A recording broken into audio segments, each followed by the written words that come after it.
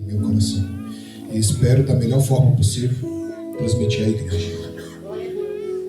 Podem se assentar e, aproveitando o momento, vão abrir nas vossas Bíblias em Neemias, capítulo 1. Enquanto os irmãos procuram, quero agradecer a cada um aqui presente que se disponibilizaram um pouco do seu tempo para fazer aquilo que está descrito na Bíblia em Romanos 12, de fazer um sacrifício vivo em um culto racional ao nosso Deus. Agradeço a irmã Nalva, a nossa vó na fé, nosso vô Antônio na fé, a cada um da Casa de Recuperação Esperança, porque a cada dia que vocês aparecem aqui, vocês mostram que ainda há esperança naquele que confia no Senhor. Agradeço ao pastor, ao Júnior, já tem um tempo que a gente não se vê. Glória a Deus, Deus continue abençoando a sua vida. Irmã Carol, missionária Kelly, todos encontraram? Glória a Deus. A partir do versículo 5, vai ser apenas 2 versículos para iniciarmos. Versículo 5, a minha Bíblia pode estar com uma linguagem diferente, mas o significado é o mesmo. Neemias 1, a partir do versículo 5. Glória a Deus. Enquanto você não procura, nós vamos meditando. Glória a Deus. Diz assim a palavra do Senhor. E disse: Eu te busco, ó Senhor Deus do céu, o grande e terrível Deus, que guarda o pacto e a misericórdia por aqueles que o amam e observam os seus mandamentos. Que agora estejam atentos os teus ouvidos e os teus olhos abertos, para que possas ouvir a oração do teu servo, ao qual oro diante de ti agora, dia e noite, pelos filhos de Israel, os teus servos, e confesso os pecados dos filhos de Israel, os quais temos pecado contra ti, tanto eu como a casa do meu pai temos pecado. Temos agido muito corruptamente contra ti, e não temos guardado os mandamentos, nem os estatutos, nem os juízos que tu ordenaste ao teu servo Moisés. Somente até aqui. A palavra nos mostra, Neemias fez uma oração após ficar sabendo que Jerusalém estava devastada, estava destruída. E se acendeu uma chama tão forte dentro dele, ao ponto dele querer e reconstruir o muro da cidade, do local onde ele foi criado. E ele sabiamente se apresentou ao rei, porque ele era o copeiro. E nós sabemos que quando nós trabalhamos para a majestade, nós não podemos nos apresentar triste, porque isso naquela época era passivo de morte. E o rei, percebendo isso, o questionou, ele explicou a situação, e o rei o liberou para que ele pudesse ir reconstruir os muros de Jerusalém. Mas isso não foi da noite para o dia, porque a gente não pode colocar as coisas na cabeça e sair fazendo. Nós temos que nos preparar, como já foi dito aqui no início, orar para que Deus possa nos dar o aval celestial. Porque quando nós fazemos do nosso jeito, menos de 2 passos já dá errado. E a gente fica persistindo, batendo em cima daquilo que está errado. Mas quando nós oramos, que Deus nos responde, Ele nos dá autorização, autoridade e mantimento para que possamos executar aquela obra.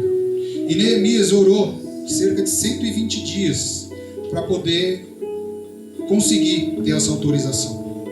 Assim como a gente pode ver a partir do versículo 11, que ele diz: Ah, Senhor, estejam, pois, atentos os teus ouvidos à oração do teu servo, e a oração dos teus servos que desejam temer o teu nome e fazer prosperar hoje o teu servo, e dá-lhe graça perante este homem.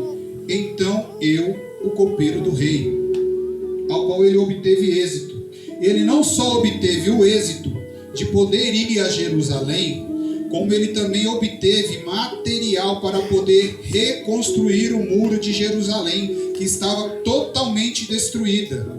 Mas Jerusalém não estava só destruindo o muro, estava destruindo os templos, estava destruindo a moradia. E hoje eu quero passar para os irmãos: quantos de nós temos os nossos templos destruídos, a nossa casa destruída, o nosso cercado, a nossa segurança destruída, e não estamos procurando a presença do Senhor para que possamos reconstruir a nossa casa, reconstruir o nosso templo, reconstruir o nosso muro para os dias difíceis? Aonde nós estamos colocando a nossa confiança? Aonde nós estamos pegando a nossa autorização para fazer aquilo que o Senhor determina que possamos fazer? A quem nós estamos pedindo autorização para dar um passo? A partir do momento que nós acordamos, nós já temos um leão para matar, que é a preguiça. Depois vem o segundo, ganhar o pão de cada dia. Depois vem o terceiro, se manter na posição. Depois vem o quarto, o testemunho. Todo santo dia, esses quatro caminham com a gente. E todos os dias nós falhamos em um deles. Aquele que disser que não falha, já falhou. Quantos de nós gostaríamos de estar em casa? Quantos de nós que na hora que era para sair pro culto o sono pegou? Quantos de nós, quando acordamos, nos programamos, e parece que o dia não tem 24 horas, parece que ele encurta. Quando você começa a fazer, já se foi 2 horas. E nós vamos deixando que esse cansaço, esse desânimo venha nos dominar. E Neemias está nos mostrando que mesmo independente da dificuldade, nós temos que lutar contra isso para alcançar o nosso objetivo. Como nós cristãos temos que lutar todos os dias para nos santificarmos cada vez mais, para alcançarmos o reino de Deus. Porque a Bíblia nos ilustra o muro de Jerusalém. Mas esse muro de Jerusalém é o nosso muro, para que nós venhamos ser protegidos pelo Espírito Santo, para podermos caminhar ao encontro de Cristo. Porque a tentação vem, as adversidades vêm, as lutas aparecem. E se nós não tivermos com o nosso templo reconstruído, nossa casa reconstruída, nosso muro fortificado, nós seremos vencidos. Porque o inimigo não vem contra nós vestido na característica que o mundo nos passou. Ele vem de forma sutil. Hoje um pequeno cansaço, amanhã a falta de tempo, depois uma fofoca, como foi lá no Éden. A primeira fofoca que teve lá no Éden, quando a serpente falou para Eva: o Senhor não quer que você coma da árvore do bem e do mal, para que vocês não sejam como ele. Por isso que ele não queria que você comesse. Essa foi a primeira fofoca. Foi lá atrás. Isso nos arremete aos dias de hoje. Assim como foi com Neemias, quando ele, no meio da construção, apareceu Sanbalá e Tobias para atrapalhar a obra. Queriam falar com ele, queriam tirar ele do direcionamento. E ele falou: estou numa grande obra e não posso parar. Não posso parar. Quando a gente tem um objetivo determinado por Deus, nós não paramos. Agora, quando nós começamos aquele objetivo sem autorização de Deus, no meio do caminho a gente para. Muitas das vezes a gente chega como Moisés, a ver a terra prometida, mas não entrar, porque o Senhor não autoriza. O Senhor prefere te levar do que te perder. Porque a terra prometida é mostrada para todos, mas nem todos poderão chegar à terra prometida. E Neemias reconstruiu o muro, só que não dependeu só dele. Teve outros que o ajudaram: Zorobabel, Jesuá. Cada tribo construiu uma parte do muro.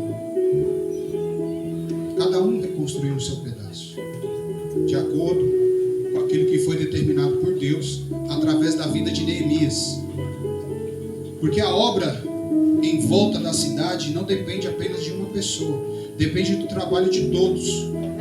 Como foi dito aqui no começo, a oração não depende só do círculo de oração, depende de cada irmão, de cada irmã. O evangelismo não depende só dos missionários, dos evangelistas, depende de cada um dos irmãos, dos irmãos. O trabalho social não depende só da assessoria social, depende de cada um dos irmãos. Como é que faremos o trabalho social se não temos material? Como é que vamos pregar o evangelho se a gente não estuda a palavra? Como é que a gente vai lutar por uma casa cheia se a gente não evangeliza? Como é que a gente vai chamar as pessoas, falar que Deus transforma, se lá fora a gente anda todo torto? Como é que a gente vai falar de Cristo se a gente não vive Cristo? Nós venhamos a fazer que nem Neemias, nos preparar cada dia mais. Cada dia mais. E como diz, a partir do capítulo 6 do livro de Neemias: e acabou-se, pois, o muro aos 25 dias de Elu, em 52 dias. E no versículo 3: e enviou-lhes mensageiros a dizer: estou fazendo uma grande obra, como eu disse antigamente, ou um tempo atrás, de modo que não pararei a descer, porque cessaria esta obra enquanto eu deixasse e fosse ter convosco. Por quê? Se a gente parar para dar atenção para os outros, o projeto fica parado. E quantos de nós paramos os nossos projetos por causa de terceiros? Só que quando Cristo voltar, Ele não vai buscar terceiros, Ele vai buscar você. Ele vai requerer de você o seu trabalho. Ele vai requerer de você o projeto que Ele deixou na mão. Ele vai requerer de você o talento que Ele te deu e você não o desenvolveu. Como que eu desenvolvo? Colocando em prática. Eu não sei falar. O profeta Isaías disse isso, o Senhor colocou a palavra na boca dele. Eu não sei fazer, o Senhor te ensina. Ninguém nasceu sabendo. Quantos aqui nasceram sabendo andar? Quantos aqui nasceram sabendo falar? E hoje todos andam, a grande maioria que pode. E os que não podem, Deus deu inteligência a alguém, entendimento, para que essa pessoa pudesse se locomover. E todos falam. E aqueles que não falam, conseguem se comunicar através de Libras. E o que nós estamos fazendo com as oportunidades que o Senhor está nos dando? Nós estamos aproveitando elas para lapidarem aquilo que Deus deixou nas nossas mãos? Ou estamos enterrando e escondendo a nossa verdadeira identidade? Nós venhamos a colocar em prática tudo que o Senhor tem nos dado. E que venhamos permanecer firmes e fortes na presença do Senhor. Como diz o Salmo 125, a partir da estrofe 1 até a 4. Os que confiam no Senhor serão como um monte de Sião que não se abala, mas permanece para sempre. Como estão os montes à roda de Jerusalém, assim o Senhor está em volta do seu povo, desde agora e para sempre. Porque o cetro da impiedade não permanecerá sobre a sorte dos justos, para que o justo não estenda as suas mãos à iniquidade. Fazer o bem, Senhor, aos bons e aos que são retos de coração.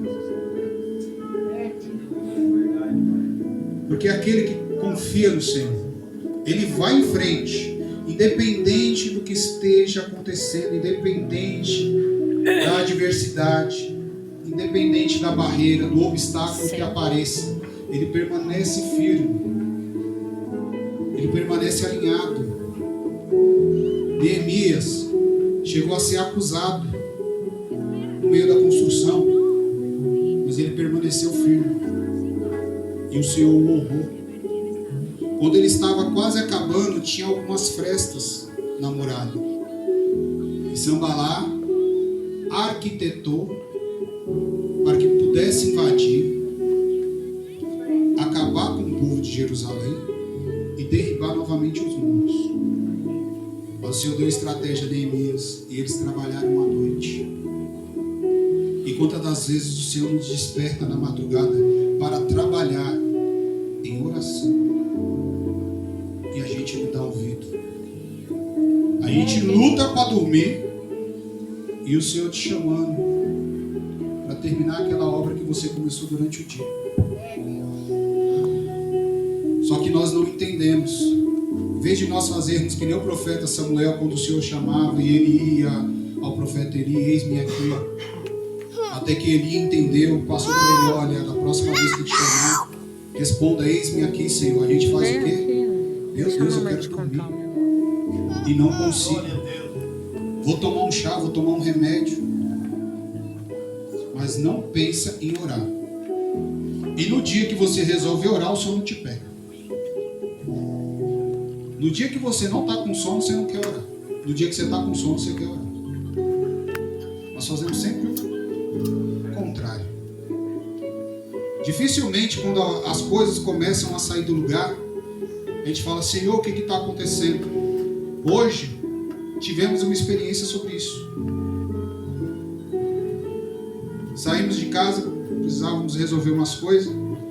Minha esposa, por que você está de cara feia? Eu falei, porque eu estou preocupado com o relógio. Ela não falou nada. Quando a gente estava voltando para casa, o que começou a aparecer? O resultado do relógio. Já estávamos fora do cronograma. Não satisfeito, o meu tempo já estava fora, o tempo do pastor ficou fora. Apareceu o imprevisto, tirou mais ainda o tempo do pastor, tirou mais ainda o tempo do diácono. Mas conseguimos chegar firmes e fortes para louvarmos ao Senhor, para cumprirmos o propósito de Romanos 12, de fazer um sacrifício vivo no culto racional a Deus. Porque quando você se propõe a algo, o Senhor te dá meios. Por mais que venham as adversidades, elas vão sendo resolvidas e o caminho vai sendo aberto. E você alcança o seu objetivo. Que nós venhamos a aprender com Neemias a restaurar o